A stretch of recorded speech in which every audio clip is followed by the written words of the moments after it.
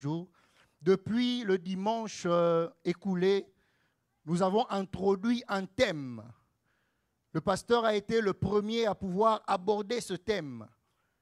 Nous l'avons sur nos écrans. Le thème est tiré du livre de Matthieu au chapitre 10e, à partir du verset 27. Et la Bible dit, prêchez-le sur le toit. J'aimerais lire l'entièreté du passage. Matthieu chapitre 10, le verset 27. La Bible dit ceci. Ce que je vous dis dans le ténèbre, dites-le en plein jour. Et ce qui vous est dit à l'oreille, prêchez-le sur les toits. J'aime encore dans la version français courant, la Bible dit, ce que je vous dis dans l'obscurité, dites-le en plein jour. Et ce qui vous est chuchoté à l'oreille, répétez-le sur les toits des maisons. En guise d'introduction, j'aimerais dire ceci, que lorsque nous lisons ce passage, nous nous rendons compte d'une chose. C'est que le Seigneur Jésus s'adresse à un auditoire assez particulier. Lui autour de qui les gens s'assemblaient habituellement. Les personnes venaient de plusieurs contrées, de loin, pour venir écouter Christ. La foule suivait Jésus. La foule avait l'habitude, voire même de le presser. Pourquoi? Parce qu'il voulait écouter cet homme. Mais ici, dans ce passage, au chapitre 10e, le Seigneur Jésus ne s'adresse pas à la foule, mais il s'adresse à un auditoire, l'ensemble de ses disciples. Cela veut dire qu'il commence à les séparer de la foule. Il les met à côté. Et là, il commence à parler à ses disciples. Qu'est-ce que je voudrais dire par ici?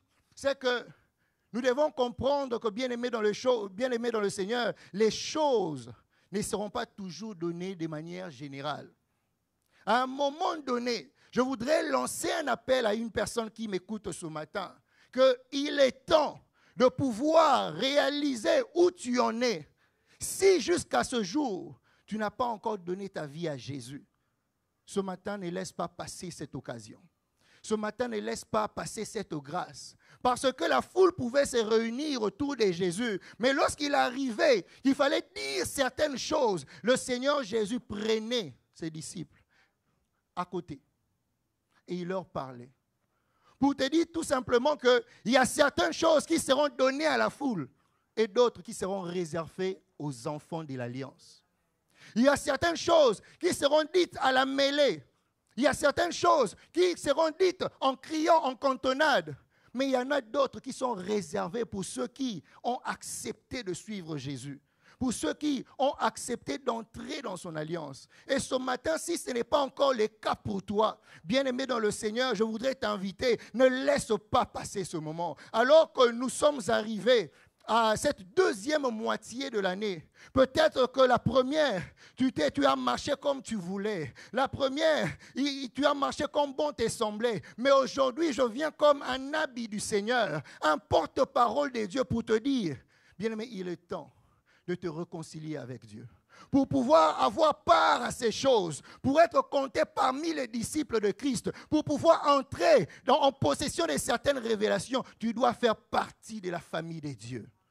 Tu dois bien être incorporé dans la famille de Dieu. Et cela ne passe que par le moyen de Jésus-Christ.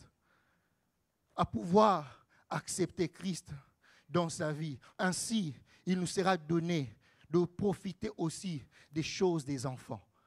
Voilà pourquoi Jésus pouvait dire à cette femme syrophénicienne, il n'est pas bon de donner les aliments réservés aux enfants. À qui?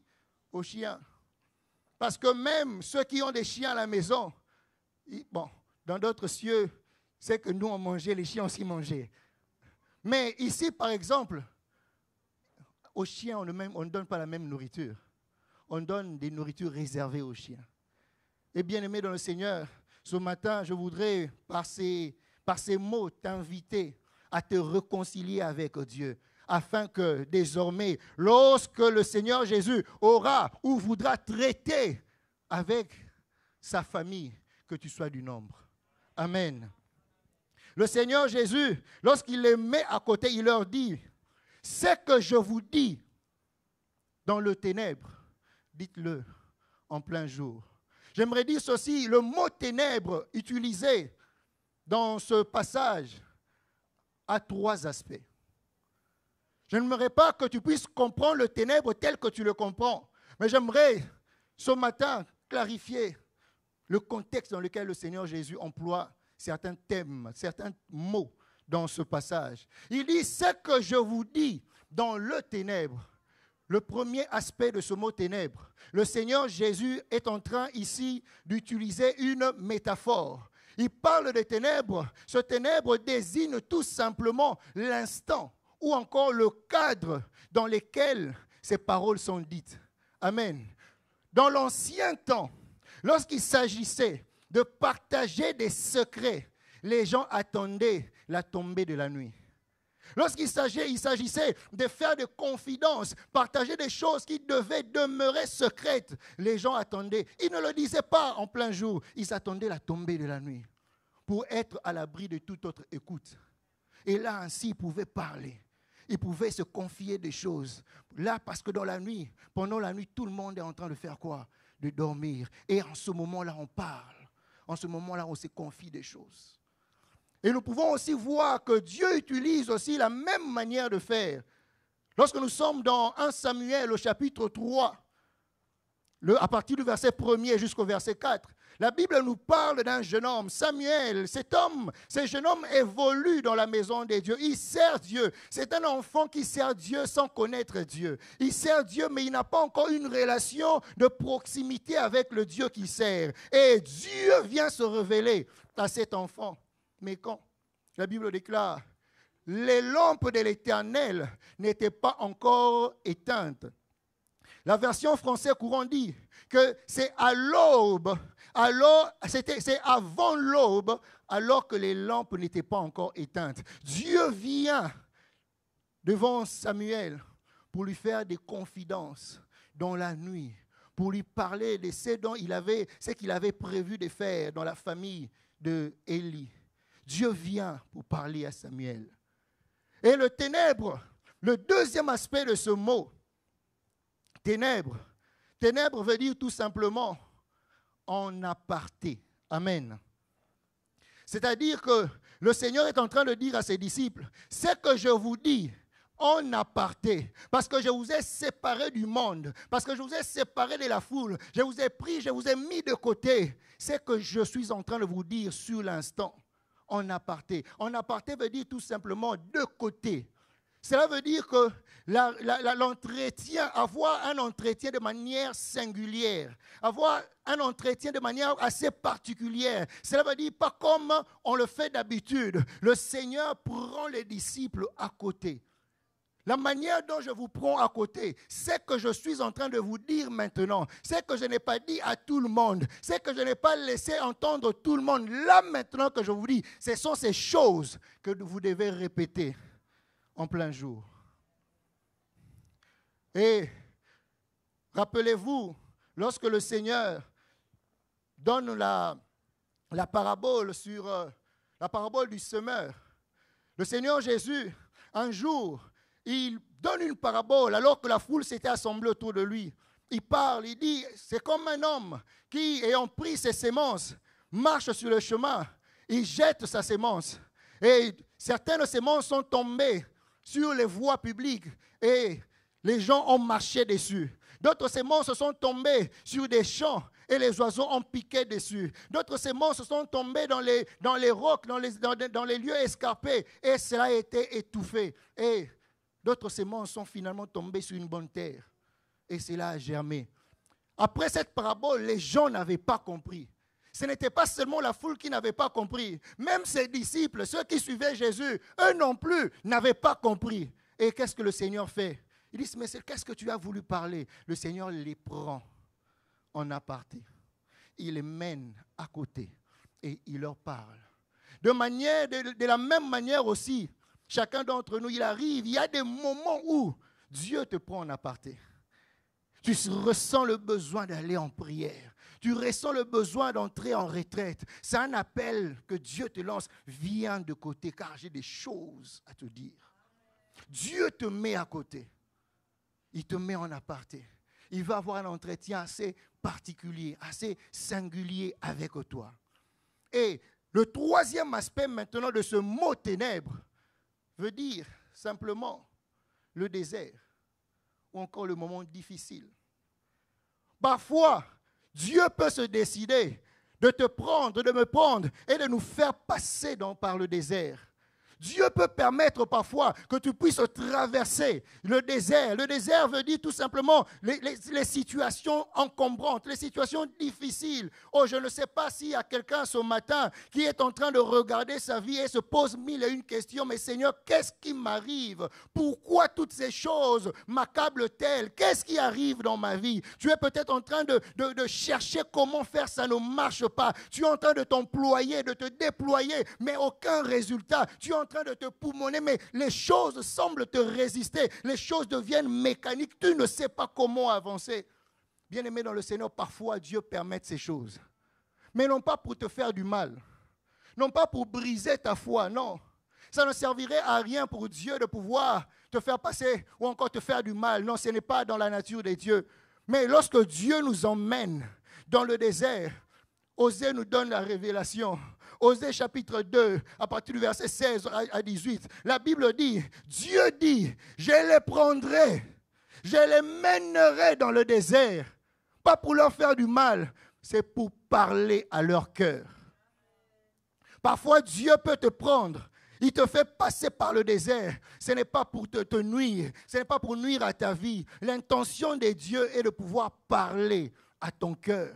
Parce que dans la vie de chaque jour, lorsque tout va bien, il arrive parfois que nous ne donnions, que nous ne prêtions pas tellement du temps ni de l'attention à Dieu. Et Dieu peut se dire, viens, je veux te traîner un peu dans le désert parce que mon intention, c'est de pouvoir te confier quelque chose. Mon intention, c'est de pouvoir te parler. Mon intention, c'est de pouvoir te dresser un message, t'adresser un message.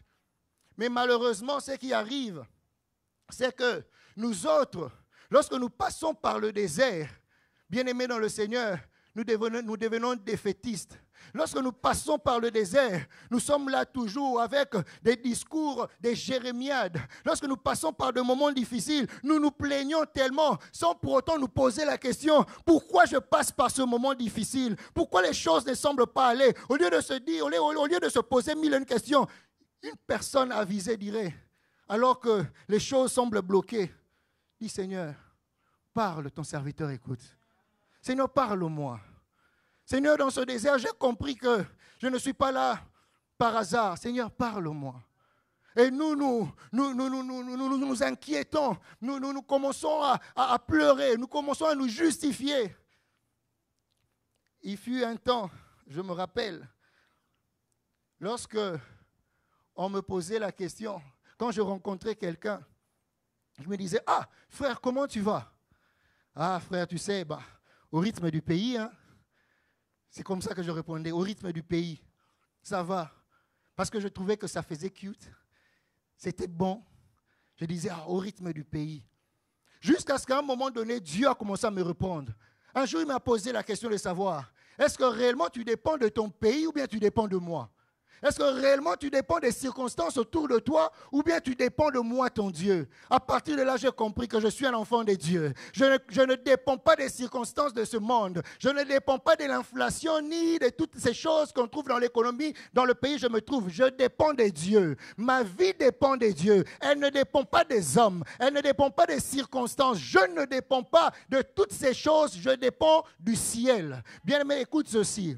Lorsque nous lisons dans Genèse au chapitre 1er, le verset 1er jusqu'au verset 2, passage que nous connaissons tous, qu'est-ce que la Bible dit? La Bible dit, au commencement, Dieu créa le ciel. Et quoi? Dieu créa le ciel et la terre. Deux choses. Mais la suite, la terre était informe et vide. Bien, mais le descriptif qu'on donne ici, ce n'est pas au sujet du ciel. C'est au sujet de la terre. C'est la terre qui est informe. C'est la terre qui est vide. Le ciel n'est pas vide. C'est la terre qui manque des choses. Dans le ciel, les choses ne manquent pas. Pour preuve, jusqu'à date, bien-aimé dans le Seigneur, c'est le ciel qui approvisionne la terre. La pluie nous vient du ciel. Le soleil nous vient du ciel. Cela veut dire, je comprends que je suis dépendant du ciel et non de la terre. Parce que je dépends du ciel, je ne dirai jamais que les choses ne marchent pas. Si dans le ciel, les choses vont bien, je dirai aussi tout va bien. Si dans le ciel, les choses vont bien, moi aussi je vais bien. Je ne suis pas de ce monde, nous déclarons tout le temps. Nous ne sommes pas de ce monde, nous sommes citoyens du ciel. Si là-bas tout va bien, si là-bas il n'y a pas de chaos, si là-bas il n'y a pas de famine, tout va bien. Qu'il y ait enfant ou pas enfant, tout va bien. Qu'il y ait voiture ou pas voiture, tout va bien. Qu'il y ait, je ne sais pas moi, que le compte soit vide ou pas, tout va bien. Tout va bien. Et ça, la femme samaritaine avait compris. Alors qu'elle venait de perdre son enfant, l'enfant de la promesse, l'enfant que le Seigneur lui avait donné. L'enfant est mort, nous dit la Bible.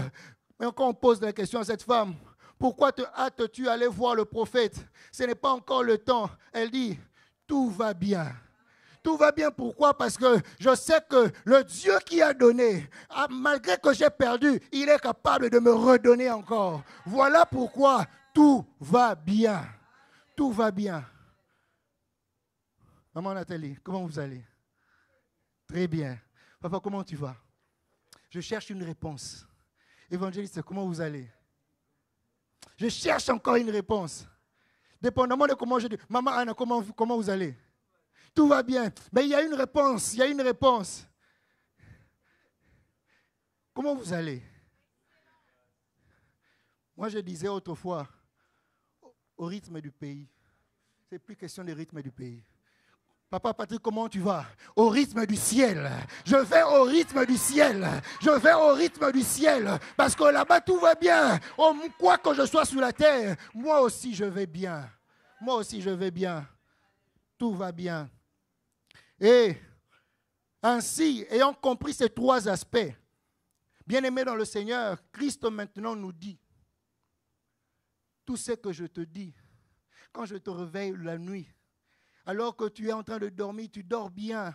À 2 heures du matin, tu ne comprends pas, le sommeil est coupé, tu cherches le sommeil, tu n'arrives pas à comprendre, Dieu t'appelle à la prière. Et quand tu commences à prier à 2 heures de la nuit, il y a des choses qui commencent à monter dans ton esprit, il y a des choses qui commencent à remplir ton esprit, ton âme commence à recevoir des choses, ton esprit est rempli de messages. Dieu te dit, les choses que je te dis, oh, dans le ténèbre, alors que parfois Dieu t'emmène entrer en retraite, il te prend en aparté, il te dit encore, les choses que je te dis en retraite, lorsque je te prends en singulier, Dieu dit encore à une personne, quand les choses ne vont pas bien, pendant que tu passes dans le désert, les choses que je te révèle, ce sont là ces choses que je te demande de faire quoi? De le dire en plein jour.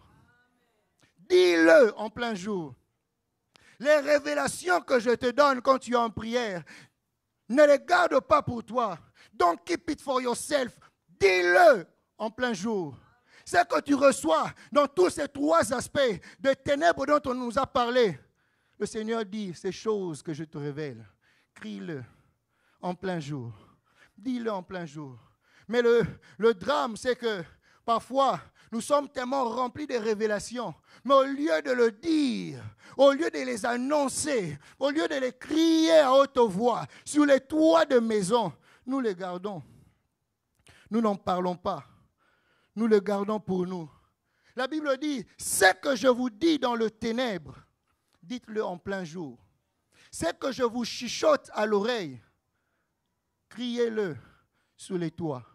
Bien-aimés, pour ceux qui ont fait des cours de physique ou encore qui ont pris des cours d'anatomie et physiologie, il y a des chapitres où on parle de la perception de la sensibilité, quand on parle de l'oreille. Je veux juste parler du son. Bien-aimés dans le Seigneur, quand on parle du son, l'unité de mesure du son, c'est le décibel. Amen. Le décibel. Je suis allé chercher le chuchotement. Le chuchotement équivaut à 30 décibels. Cela veut dire que c'est un son à peine perceptible par l'oreille. Amen. Que 30 décibels seulement. C'est ça les chuchotements.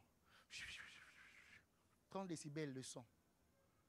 Mais si le chuchotement est un son à peine perceptible à l'oreille, pour entendre les choses qui me sont dites par chuchotement, qu'est-ce que je dois faire? Je dois m'avancer. Je dois m'approcher. Plus je m'approche de la source du son, mieux je commence à entendre ce qui m'est dit. Plus je m'approche, oh bien, mais le son, la voix devient perceptible. Je m'approche encore, la voix devient audible. Je m'approche encore, la voix devient limpide. Oh, je me dis, je ne m'arrête pas là. Je me rapproche encore, la voix devient appréhendable. C'est ce qui arrive. Bien-aimé dans le Seigneur, Dieu est en train de parler à une personne en chuchotant, mais le problème c'est que tu ne l'entends pas. Le Seigneur est en train de chuchoter à l'oreille d'une personne, mais pourquoi tu ne l'entends pas? C'est à cause de la distance. C'est à cause de cette distance qui te sépare d'avec Dieu.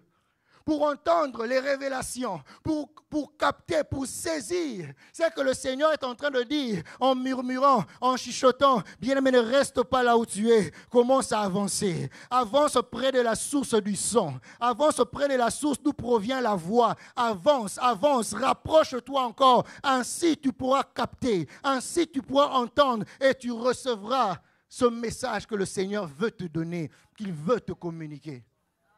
Rapprochons-nous encore cette fois-ci de la présence de Dieu. Rapprochons-nous encore, maison de la restauration. Rapprochons-nous encore en cette deuxième moitié de l'année. Bien-aimé dans le Seigneur, j'aimerais exhorter une personne en te disant, rapproche-toi. Si la première moitié, tu étais un peu distant, tu regardais les choses de loin, tu aimes Dieu, mais tu es loin. Tu aimes Dieu, mais tu n'es pas capable de t'approcher. En cette saison, bien-aimé dans le Seigneur, quitte là où tu es. Rapproche-toi.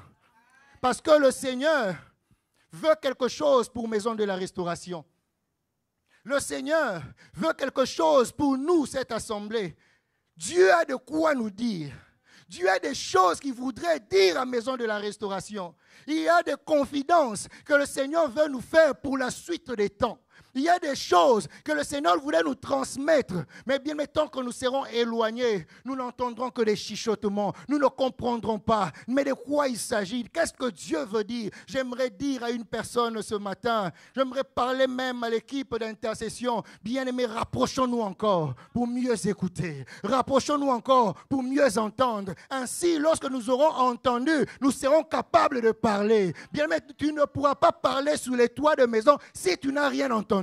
Tu ne pourras pas répéter et crier cela sur le toit de maison si tu n'as rien appréhendé. Pour crier sur les toits, il t'est demandé ce matin de te rapprocher d'abord. Pour crier sur les toits, il t'est demandé de t'approcher préalablement. Ainsi tu capteras, ainsi tu auras le message que tu pourras aller crier, parler, prêcher sur les toits. Rapprochons-nous de cette présence pour écouter. Mais vous savez quoi? Le drame dans toutes ces choses, c'est que beaucoup d'enfants de Dieu, nous aimons la présence de Dieu. Amen. Nous aimons prier. Mais beaucoup entrent dans la présence de Dieu, mais peu s'en vont avec l'intention d'écouter Dieu. Beaucoup entrent dans la présence de Dieu sans pour autant vouloir à tout prix, avant d'en sortir, recevoir un ainsi dit l'Éternel, recevoir une parole venant de Dieu. Et ce qui arrive, c'est ce que nous y entrons, nous robrosaka à l'intérieur, nous prions dans la présence de Dieu, nous prions, et lorsque nous y sortons, nous sommes trempés, éreintés, et nous nous satisfaisons de ce que nous avons passé 2 heures dans la présence. Waouh! Waouh! Le temps passe vite, hein? Je fais 3 heures dans la présence de Dieu. Et l'orgueil commence à monter un tout petit peu. Ah non, mais écoute, frère, avant je faisais seulement 30 minutes. Mais depuis, je ne sais pas ce qui m'arrive. Hein? Pas, ça doit être parce qu'on a prié avec maman Nathalie la dernière fois. Et je commence à prier beaucoup. Je prie vraiment de longues heures. C'est bien. Mais bien aimé dans le Seigneur, c'est que tu dis à Dieu en prière. c'est que Dieu a l'intention de te dire est plus important que ce que toi tu veux lui dire. Ce que Dieu veut te dire est plus important que ce que toi tu as l'intention de lui dire. Parce que tout ce que toi tu veux dire à Dieu, Dieu le sait. Mais ce qui est plus important, c'est ce que lui veut te communiquer. Parce que ce que lui veut te communiquer, c'est ce qui te donnera la vie. C'est que Dieu veut que tu saches. Parce que Dieu me dit, va parler à ce peuple. Dis-leur de me consacrer plus de temps. Pas seulement me parler. C'est moi. Moi, je voudrais leur parler. Il m'a dit, va dire à ce peuple de me consacrer plus de temps. Ils viennent à moi, ils me parlent. Ils me parlent, j'aime lorsqu'ils me parlent. Mais moi aussi en retour, je voudrais leur parler, mais ils ne m'accordent pas assez de temps. Si réellement la prière, c'est comme nous l'avions défini à l'école primaire, que c'est un dialogue, mais c'est que nous ne faisons que monologuer. Nous parlons seulement sans pour autant laisser le temps à l'interlocuteur de pouvoir aussi nous parler. Et ça, le Seigneur me dit, va dire à Maison de la Restauration, pour les saisons qui approchent, il y a des choses que je dois leur dire. Je dois leur aviser de certaines choses. Ils veulent conquérir Québec, mais il y a des choses que vous deviez à tout prix savoir. Vous voulez vous étendre, c'est bien, mais il y a des choses que vous devez à tout prix savoir. Vous voulez savoir comment vous étendre. Je sais qu'est-ce qu'il faut que vous fassiez, mais seulement accordez-moi du temps. Élevons notre acuité auditive lorsque nous sommes dans la présence de Dieu. Élevons notre sensibilité, notre écoute lorsque nous sommes dans la présence de Dieu. Cela nous permettra de pouvoir, en ce deuxième semestre, de vivre ça, de pratiquer ça, de faire ça, de pouvoir prêcher ces choses que nous allons entendre de Dieu au toit des maisons. Cela nous permettra de pouvoir parler devant le Seigneur. Vous savez quoi? Alors que je préparais ce message, Dieu est en train de me dire qu'il y a même des personnes à qui j'ai donné tellement de révélations. Il y a même des personnes à qui j'ai tellement parlé. Mais le problème, c'est qu'ils ne sont pas capables de le prêcher sur le toit. Parmi nous, il y a des personnes à qui Dieu a donné des révélations.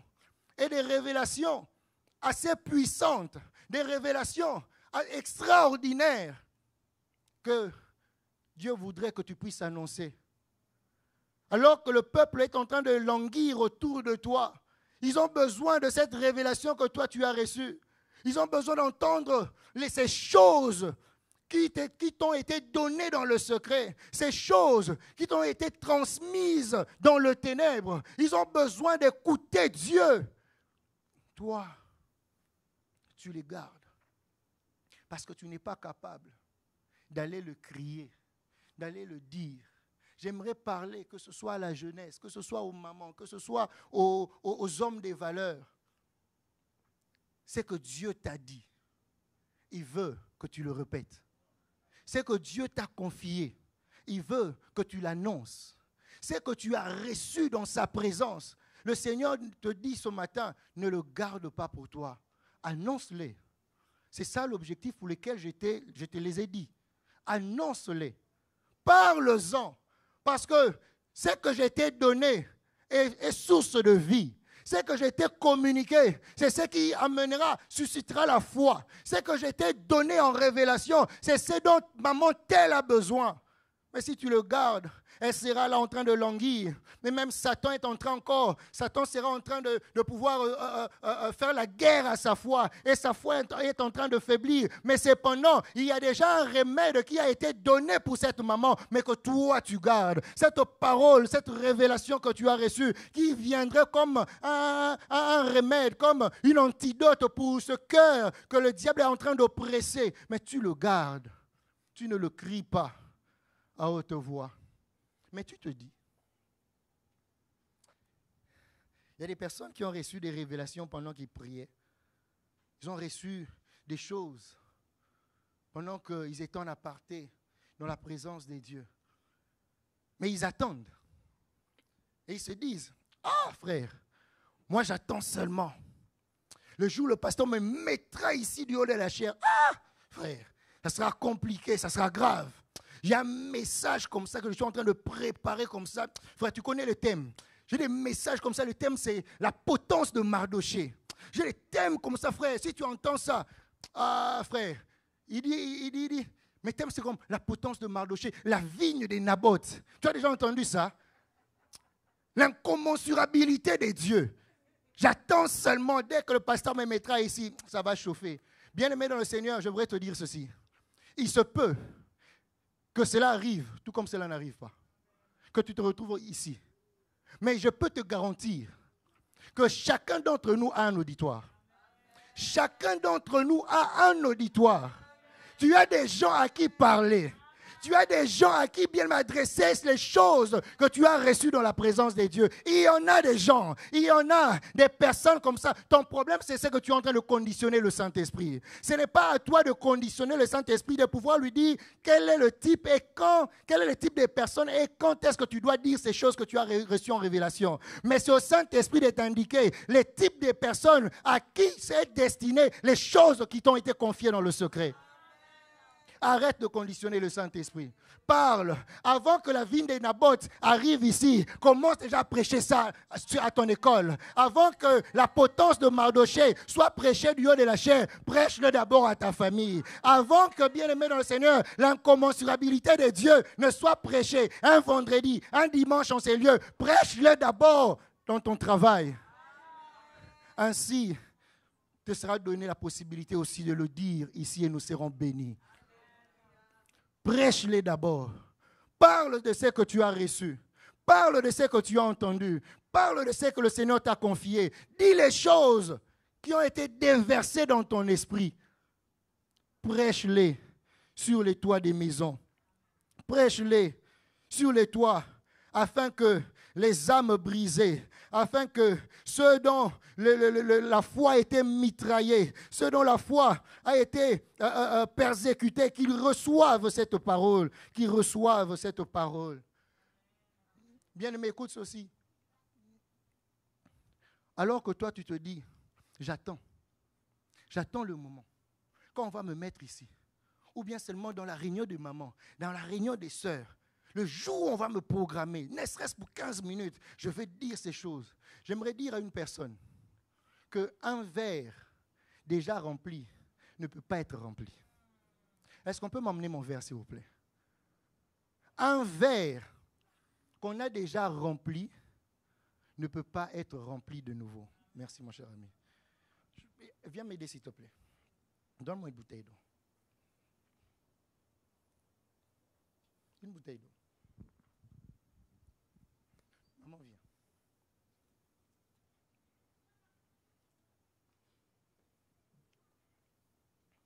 Mets-toi de côté. On va essayer d'être un peu plus démonstratif. Okay. Il y a entre mes mains un verre, ok, qu'on va remplir. Bon, on s'arrête là. Supposons qu'il est rempli, ok? Parce que ce que je vais faire après, je ne veux pas que... Ok, supposons que le verre est rempli, ok? J'ai entre mes mains un verre totalement rempli. Ce qui s'y trouve, ce n'est pas l'eau, c'est la révélation. Mais je prie, Seigneur, remplis-moi de révélation. Seigneur, parle-moi. Seigneur, donne-moi. Mais le Seigneur ne peut encore remplir parce qu'il est déjà plein. Pourquoi est-ce que le Seigneur ne peut pas remplir? Parce que je suis incapable de le déverser. Si je prends la résolution, après qu'on ait rempli mon verre, je dis, tiens, bois. Je n'ai pas voulu remplir, sinon, voilà. Bois.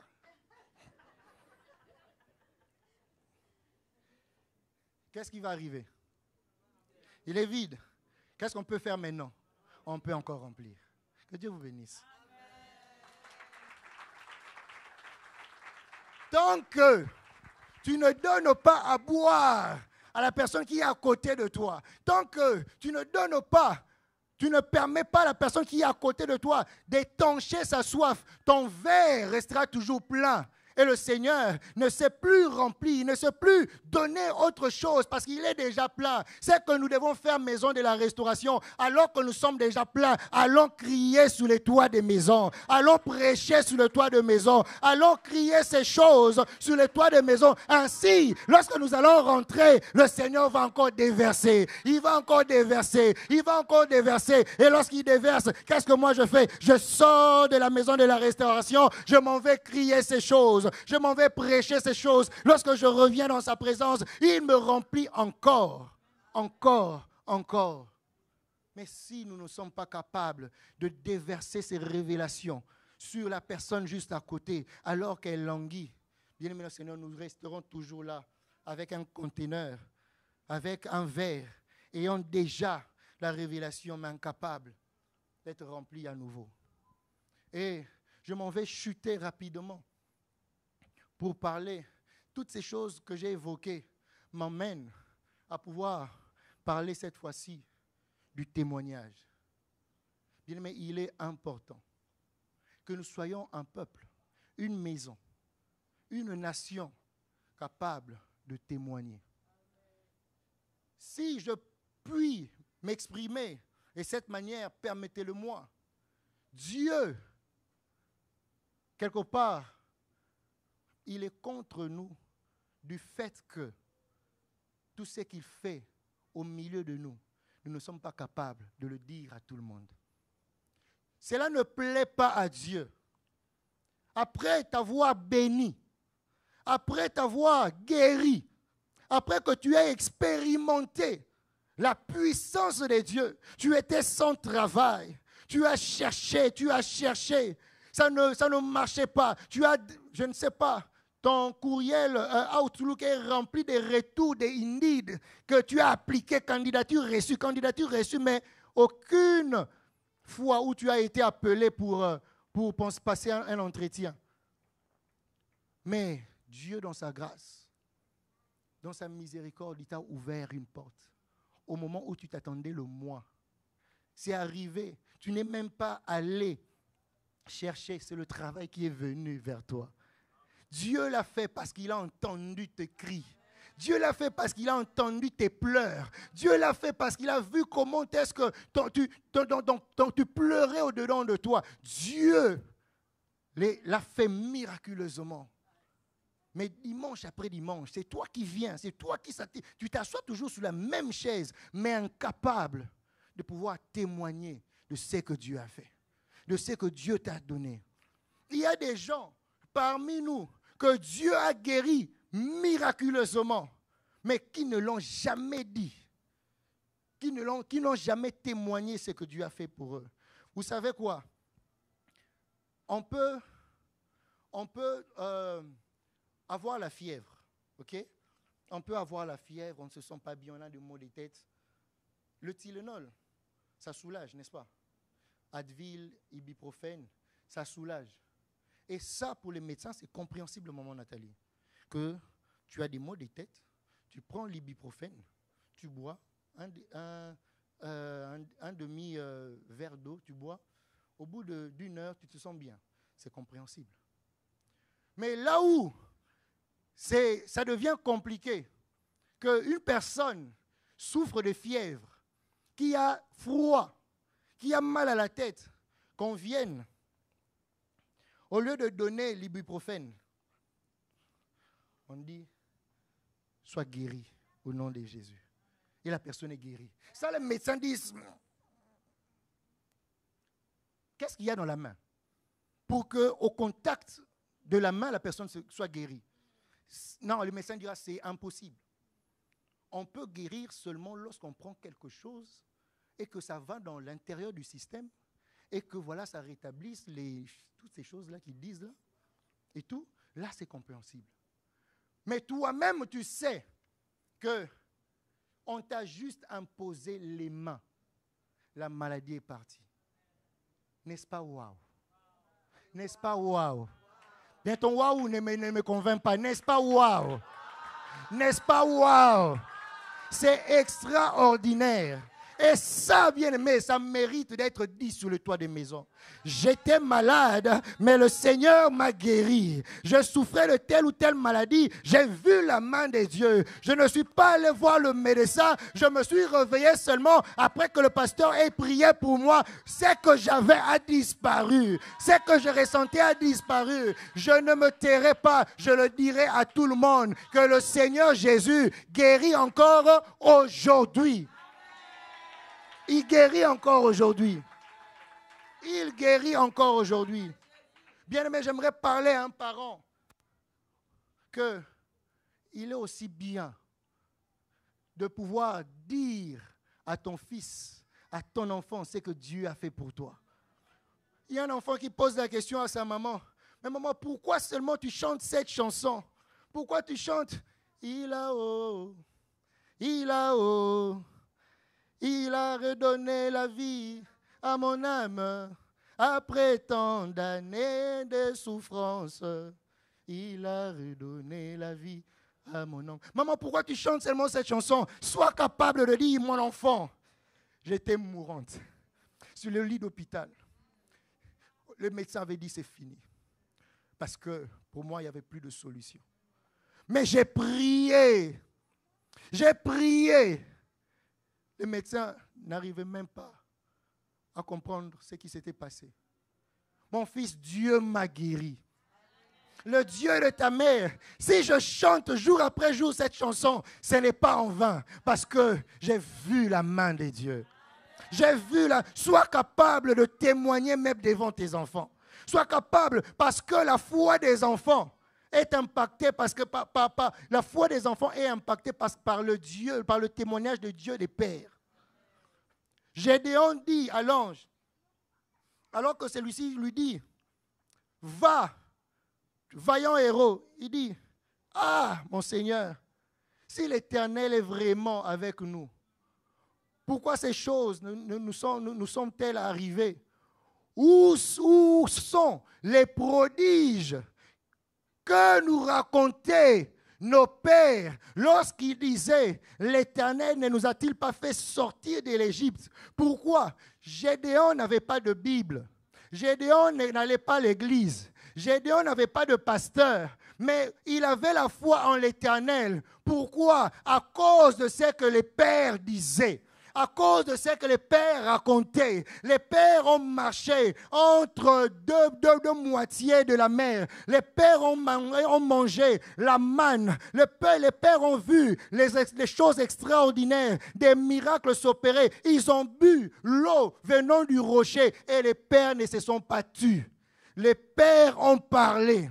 Les pères ont témoigné, les pères ont parlé aux enfants, les pères ont raconté sur les toits des maisons ce que Dieu avait fait et cela a impacté la foi des enfants. Gédéon a dit, si réellement Dieu est avec nous, où sont ces choses que nous racontent les pères? Maman, sois capable de raconter les merveilles de Dieu à tes enfants.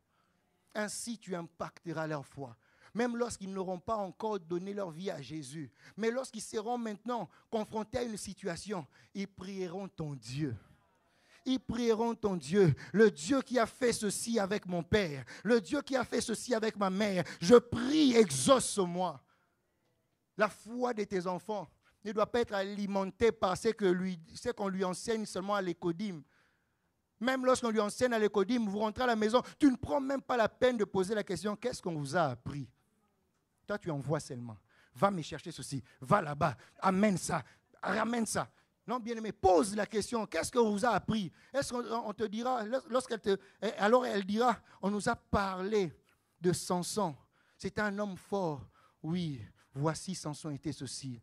Il était fort. Mais moi aussi, j'ai vu des miracles. Le même Dieu qui agit en Samson. Et il est le même qui a aussi agi à une époque quand j'étais jeune. Et l'enfant reçoit. Les enfants, les psychologues disent, quand ils sont petits, ils ont une forte capacité de rétention. Ils ont une mémoire éponge. Tout ce que tu lui diras au sujet de Dieu, de la foi, ils garderont ça. Parce qu'ils prennent ça pour un argent comptant directement. Ils auront la foi en ton Dieu. Témoignons de ce que Dieu fait. Témoignons de la gloire de Dieu. Témoignons des miracles que le Seigneur fait. Témoignons de ce que Dieu fait. Témoignons, disons-le à l'Église. Vous savez, le diable est malin. Il sait pertinemment que ton témoignage est puissant. Voilà pourquoi il te combat. Il ne veut pas que tu témoignes. Il ne veut pas que tu cries cela sur le toit des maisons. Parce qu'il sait que si tu témoignes, il sait que Dieu a fait pour toi. La personne qui est à côté, la personne que le diable est en train d'accabler depuis un moment, en lui, la foi va jaillir. Et il combat. Parce que très souvent, nous pensons que le combat spirituel, c'est seulement les attaques. Hein? Les diables m'attaquent et ils dérangent ma santé, et ils dérangent mon foyer. Il est en train d'attaquer mon mariage. Bien, mais la sphère de combat a changé. Le diable, il est malin. Il n'est pas seulement... c'est pas un personnage que tu peux appréhender avec tes pensées. Non, le diable est tellement malin. Il a changé des sphères de combat. Il peut te laisser. Il n'attaque pas ta famille, il n'attaque pas ta santé. Où il t'attaque, il t'empêche seulement de parler. Il t'empêche seulement de témoigner Dieu. Et ce qui arrive, beaucoup ont vu la main de Dieu. Beaucoup ont été guéris par la puissance de Dieu. Et le diable ne veut pas que tu témoignes. Et qu'est-ce qui arrive? Tu as des pensées du genre que, ah non, si je le dis à l'église, j'ai peur que, si je dis que j'ai été malade, je souffrais de telle ou telle chose, j'avais le cancer, on m'avait diagnostiqué de telle ou telle chose. Si j'ose le dire à l'église, je vais avoir des retours, tu vas voir comme ça la maladie est revenue. Ça, ce sont les pensées que t'insuffle l'ennemi pour t'empêcher de parler, pour t'empêcher de dire à haute voix les merveilles de Dieu. Bien-aimé, n'aie pas peur. Quand tu témoignes Dieu, ces choses, cette maladie qui a quitté ton corps ne reviendra pas. Pourquoi? Parce que la Bible dit dans Apocalypse, la manière dont nous avons vaincu notre ennemi, ce n'est pas au travers des armes conventionnelles, mais la manière par laquelle nous avons vaincu l'ennemi, c'est au travers le sang de Christ et les témoignages de nos paroles. Témoigne le Seigneur, témoigne ce qu'il fait. Ne te laisse pas conduire par des pensées par l'ennemi, comme quoi si tu témoignes, même il y a des gens qui ne veulent pas témoigner, ils vont dire, les gens ils vont connaître ma vie. Si je témoigne, ils sauront que Dieu, si je dis que Dieu m'a donné un travail, que voilà, j'ai des projets, j'ai déjà monté une entreprise. Mais nous prions un Dieu de gloire. Si toi tu commences à cacher que tu as une entreprise, comment est-ce que nous aurons foi que Dieu peut donner une entreprise? Si toi tu commences à cacher que le Seigneur t'a béni dans ton pays alors que tu n'avais rien. Quelqu'un est venu, t'a donné ça. Tu possèdes ça. Bien-aimé dans le Seigneur, comment saurons-nous qu'il est le Dieu qui peut bénir financièrement? Ta foi, plutôt ton témoignage, fait deux choses. Ton témoignage vient, premièrement, apporter le salut à la personne qui n'avait pas reçu encore Christ. Parce que lorsque tu témoignes en disant que j'étais dans la prostitution, j'étais dans ceci, j'étais dans le péché, j'étais dans ça, mais j'ai rencontré le Seigneur, j'ai rencontré Christ, on m'a parlé de Jésus et je lui ai donné ma vie. Les péchés dont j'étais incapable de m'en séparer, le Seigneur Jésus m'a donné la victoire sur ce péché. Le Seigneur Jésus m'a donné la victoire sur les mauvaises pensées. Le Seigneur Jésus m'a donné la victoire sur les mauvais désirs. Le Seigneur m'a donné la victoire sur l'envie de me suicider. Et en disant cela, peut-être la personne qui est juste à côté, elle aussi éprouve les besoins de se suicider. Mais en écoutant cela, il dira, où est donc ce Jésus qui t'a sorti de ces choses? Où est donc ce Jésus qui t'a délivré de cet esprit suicidaire? Je veux aussi connaître ce Jésus. C'est comme Pierre, au jour de la Pentecôte, il parle après que le Saint-Esprit soit descendu. Pierre annonce, il crie en cantonade, il crie sur les toits des maisons, il parle de Jésus, de qui était Jésus et de ce qu'avait fait Jésus, jusqu'à un point où les Arabes, les gens de la Phénicie et toutes ces personnes venues de loin ont entendu les discours de Pierre. Ils ont entendu les témoignages de Pierre. Oh, ces témoignages étaient tellement troublants. Ils se sont retrouvés eux-mêmes dans ce témoignage et au final, ils ont dit, « Oh, mes frères, que pouvons-nous faire ?» Ce sont ces types de témoignages qui amènent aussi à la conversion. Ce sont des types de témoignages qui amènent aussi aux personnes qui n'ont jamais connu Jésus de pouvoir venir et donner leur vie à Jésus. Pourquoi? Parce que tu n'as pas fermé ta bouche. Tu as parlé de ce que Dieu a fait avec toi. Il y a des gens qui ont des témoignages. Il y a une sœur avec qui nous sommes dans l'évangélisation qui m'a raconté son témoignage. Je sais, jusqu'à présent, il n'a jamais témoigné. Moi, je sais que je connais son témoignage. C'est un bon témoignage. Mais pourquoi, je me pose la question, pourquoi elle ne témoigne pas? Pourquoi elle ne témoigne-t-elle pas? Témoigne de ce que Dieu a fait pour toi. Et la deuxième chose que fait le témoignage, c'est que, en témoignant de ce que Dieu a fait pour toi, la puissance que tu as expérimentée de Dieu, cela permettra à ce qu'une foi qui était par terre, une foi qui était accablée, puisse être réactivée. Car ton témoignage va activer la foi d'une personne. Ton témoignage va activer la foi de quelqu'un. N'aie pas peur de témoigner. Bien-aimé, ton témoignage va aider une personne. Crie-le, prêche-le sur les toits de maison. Ce qui est troublant dans la parole de Dieu, c'est que je vois, maman Nathalie, je vois la manne. La manne, c'est une nourriture que les enfants d'Israël ont mangée dans le désert. La caractéristique de la manne, c'était que ça faisait à peine 24 heures. On ne pouvait pas manger ça le lendemain, sinon ça pourrissait. D'accord? La manne pourrissait. Mais lorsque Dieu dit maintenant, prenez une quantité de manne, mettez-les dans ma présence, afin que cela serve de témoignage. Dès lors qu'on prend la même nourriture qui est périssable après 24 heures, on l'expose à titre de témoignage, ça ne pourrit plus. Ça ne pourrit plus. La manne ne pourrit plus. Pourquoi? Parce qu'elle sert de témoignage. Cette manne qui était dans la présence de Dieu, qui devait servir de témoignage, ne pourrissait plus. Bien-aimés dans le Seigneur, on peut être bénis tous ensemble comme ça.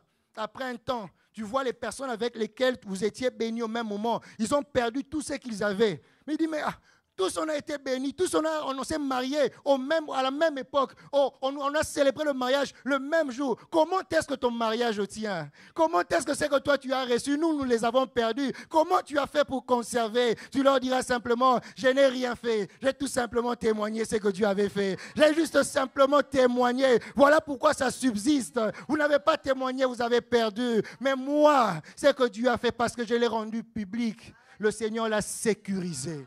Parce que je l'ai rendu public. Le Seigneur l'a sécurisé. Pour finir, pour les amateurs de la téloche, ceux qui aiment voir le film ou le cinéma, Pasteur Nathalie, une personne, un témoin, parce que c'est quoi un témoin? Un témoin, c'est une personne qui a vu, qui a entendu.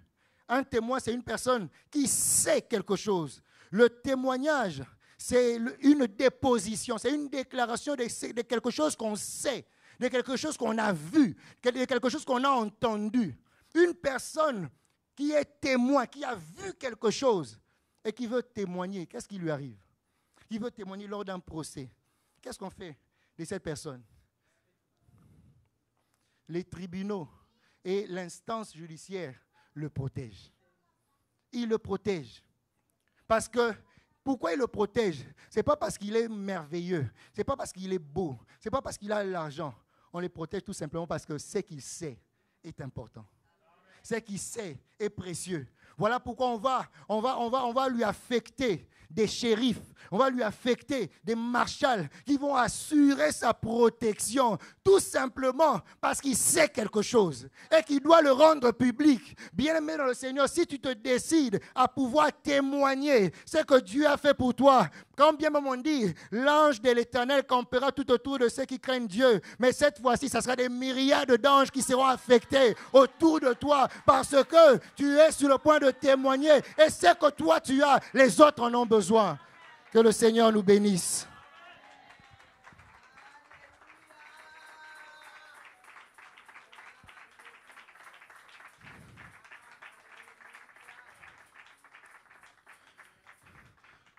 Est-ce que nous pouvons nous lever dans la présence de Dieu?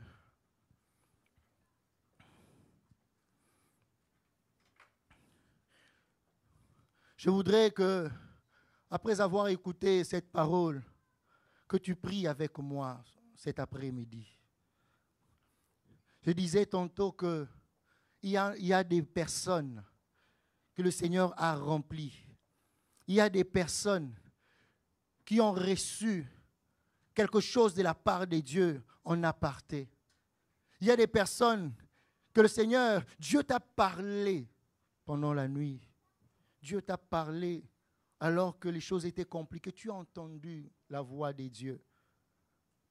Ce matin, tu vas dire, Seigneur, accorde-moi la force de pouvoir témoigner ta grandeur. Accorde-moi la force. L'apôtre Paul est en train de dire, j'ai la volonté, mais il me manque le pouvoir d'agir. J'ai la volonté, mais je manque le pouvoir d'agir. Tu vas demander à Dieu le pouvoir d'agir, le pouvoir de témoigner, le pouvoir de prêcher à haute voix. C'est que le Seigneur a fait par le Saint-Esprit. Prie, dis Seigneur, sors-moi de ma zone de confort, sors-moi de la peur, sors-moi de la honte, sors-moi de toutes ces choses qui se lèvent en obstacle, m'empêchant de pouvoir parler de tout ce que j'ai reçu de toi. Élève ta voix, prie dans le nom de Jésus. Commence à prier. Commence à prier. Tu te connais mieux. Tu connais, tu sais combien et comment il t'arrive d'avoir peur, de dire ne serait-ce ce que Dieu a produit dans ta famille, dans ta vie. À chaque fois que cela te revient à l'esprit, que tu dois témoigner, subitement il y a la honte qui s'empare de toi. Tout à coup, il y a la peur qui s'empare de toi. Tu vas dire, Seigneur, sors-moi de cette peur. Sors-moi de cette frayeur. Sors-moi de toutes ces choses. Je veux crier, prêcher sous les toits de maison. Je veux prêcher sous les toits de maison. Je veux prêcher sous les toits. Seigneur, je veux quitter cet état de peur. Je veux quitter cet état de honte. Saint-Esprit, aide-moi. Saint-Esprit, aide-moi. Saint-Esprit, aide-moi. Aide-moi à pouvoir proclamer la parole de Dieu. Aide-moi à pouvoir répéter ce que j'ai reçu dans l'obscurité. Aide-moi à pouvoir répéter ce que tu m'as dit en secret. Saint-Esprit, aide-moi. Aide-moi, Saint-Esprit de Dieu. Je me livre à toi ce matin. Dans le nom de Jésus.